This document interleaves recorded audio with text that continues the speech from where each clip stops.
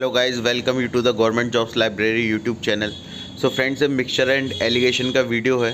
जितने भी आपके एग्ज़ाम्स हैं, ठीक है ना, ग्रुप सी ग्रुप डी के एलिगेशन चैप्टर इनसे कवर हो जाएगा। तो वीडियो को एंड तक देखें और चैनल को सब्सक्राइब करना ना भूलें। जो में देखेंगे मिश्रण संबंधी प्रश्न और बहुत ही बेहतरीन तरीका है एलिगेशन मेथड।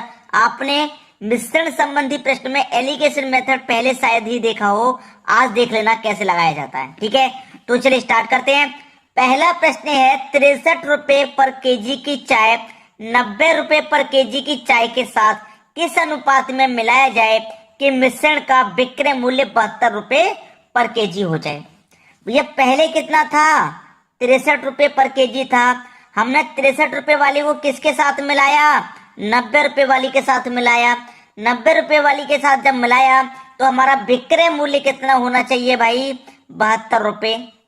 एलिगेशन मेथड लगा दो, क्रॉस अंतर। एलिगेशन मेथड में क्या लगता है? क्रॉस अंतर होता है इस तरीके से।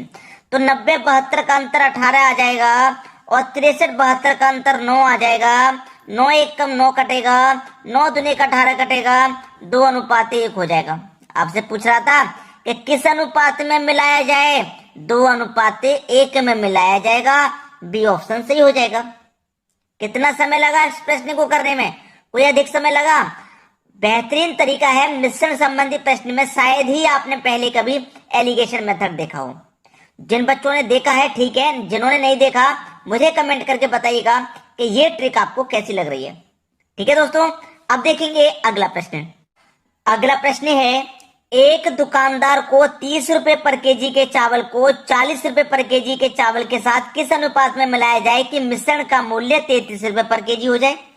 भाई पहले कितने रुपए की चावल थे? 30 रुपए। बाद में कितने के साथ मिला रहा है? चावल के साथ 40 रुपए के साथ मिला रहा है।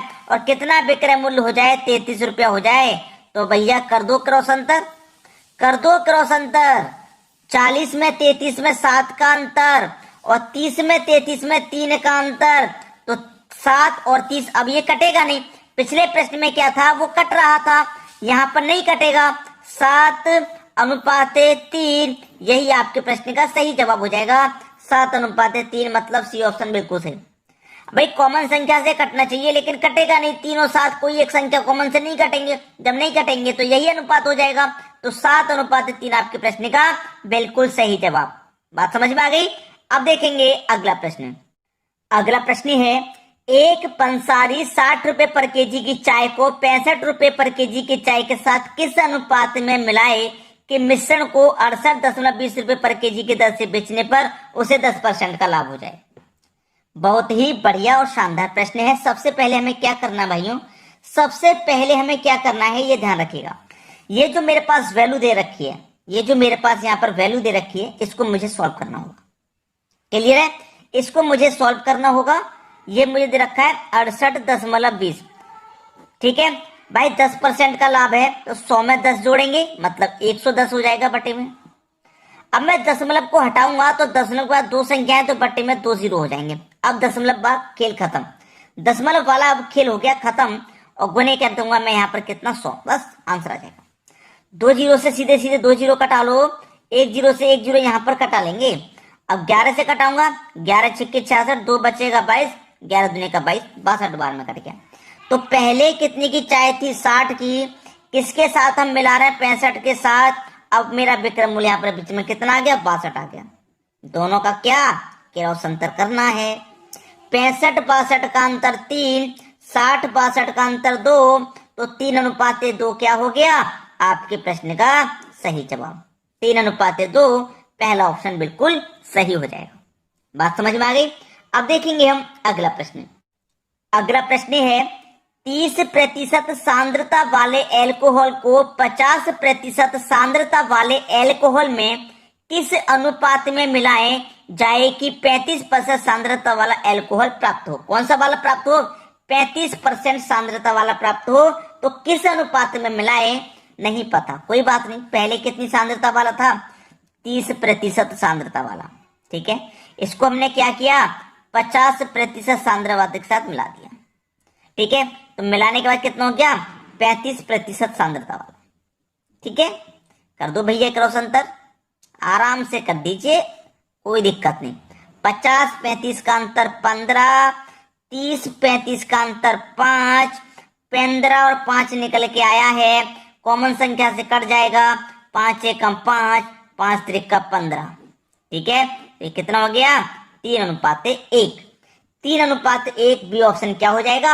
आपके प्रश्न का बिल्कुल सही जवाब। समझ में आ गया? अब देखते हैं अगला प्रश्न।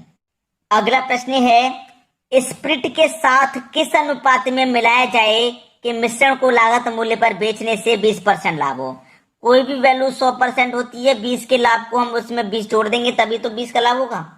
ठीक है, अब देखिए जैसे कि स्प्रिट के साथ किस अनुपात में मिलाएं। यहाँ पर मेरे पास क्या क्या चीज है भाई? मेरे पास यहाँ पर स्प्रिट है, मैं इधर लिख लेता हूं, ऐसे लिखेंगे स्प्रिट। स्प्रिट लिखा, दूसरी तरफ कौन सा मिश्रण है नहीं मालूम, मालूम है या नहीं मालूम? स्प्रिट के साथ किस अनुपात में मिलाया जाए कि लागत मूल्य पर, नहीं मालूम भाई। स्प्रिट के साथ पानी होगा। ठीक है, पानी। अब देखिए स्प्रिट के साथ, स्प्रिट मेरा कितना हो जाएगा? 100% हो जाएगा। ठीक है, पानी कितना हो जाएगा? 20% हो जाएगा। क्लियर? क्योंकि 20 का मुझे क्या हो रहा है? लाभ हो रहा है। ठीक है, अब इसमें क्या है? कुछ भी तो नहीं है, प्रतिशत से तो प्रतिशत कट ही जाएगा, 20 से कम 20 कट जाएगा, 20 पंजे 100, तो 5:1 आपका सही जवाब। भाई बी ऑप्शन यहाँ पर भी सही, 5:1 आपका सही जवाब हो गया। क्लियर सभी को प्रश्न? अब देखेंगे हम अगला प्रश्न। अगला प्रश्न है, शुद्ध दूध से भरे किसी बर्तन में 20% दूध मिलाकर, ठीक है, मिलाकर ना, निकाल कर है यार,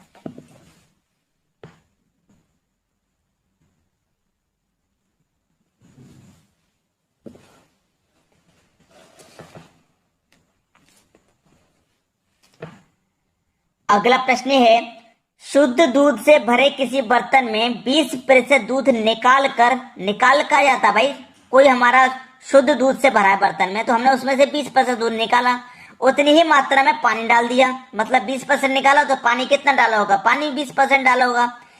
ठीक है, पानी डाल दिया जाता है। यह प्रक्रिया कुल 3 बार की जाती है। तीसरी प्रक्रिया के बाद बर्तन में शुद्ध दूध की मात्रा घटकर कितनी रह जाएगी? मेरे पास दूध कितना भाई? पहले तो 100% है, 100% में से क्या किया? 20% निकाल दिया। 20% निकाल दिया तो शुद्ध दूध मेरे पास 80% बचा। 80% का मतलब 4/5। 80% की फ्रैक्शन वैल्यू कितनी होती है? 4/5 होती है। कैसे? 80% का मतलब बटे में 100। ठीक है, 20 चौके 80, 20 पंजे 100, तो 4/5 होती है कि नहीं होती फ्रैक्शन वैल्यू? बिल्कुल होती है। ठीक है, तो दूध मेरा कितना है? 100 शुद्ध। अब मेरी क्या है? ये प्रक्रिया कितनी बार की गई? ये प्रक्रिया हमने 3 बार करी। ठीक है, प्रक्रिया कितनी बार की गई है? 3 बार। तो पहली प्रक्रिया में कितना बचा? 4/5। भाई दूसरी प्रक्रिया में भी 4/5 बचेगा और तीसरी प्रक्रिया में भी 4/5। भाई पहली प्रक्रिया में 4/5 है, हमें ये प्रक्रिया कुल 3 बार की जाती है। जब पहली प्रक्रिया में ही 4/5 है तो दूसरी में भी 4/5 और तीसरी में भी 4/5 रहेगा कि नहीं रहेगा? तो 5 × 5 25, और 25 से 100 कटेगा 4 बार में। ठीक है, 25 से 100 4 बार में, तो 4 चौके 16, 16 चौके 64, 64 चौके 256। कितना जाएगा? 256 बट्टे में 5 है। 5 पचे 25। ठीक है, 5 एकम 5, एक बच्चे का नहीं जाएगा दशमलव, 10 हो जाएगा, 5 दूने का 10, तो 51.2। 51.2 सी ऑप्शन आपके प्रश्न का सही जवाब है। 51.2% आपका बिल्कुल सही जवाब हो जाएगा। उम्मीद करूंगा कि सभी को प्रश्न आसानी से समझ में आ गया, किसी को भी यहाँ प्रश्न में कोई समस्या नहीं होगी। ठीक है दोस्तों, वीडियो देखने के लिए आपका बहुत बहुत धन्यवाद।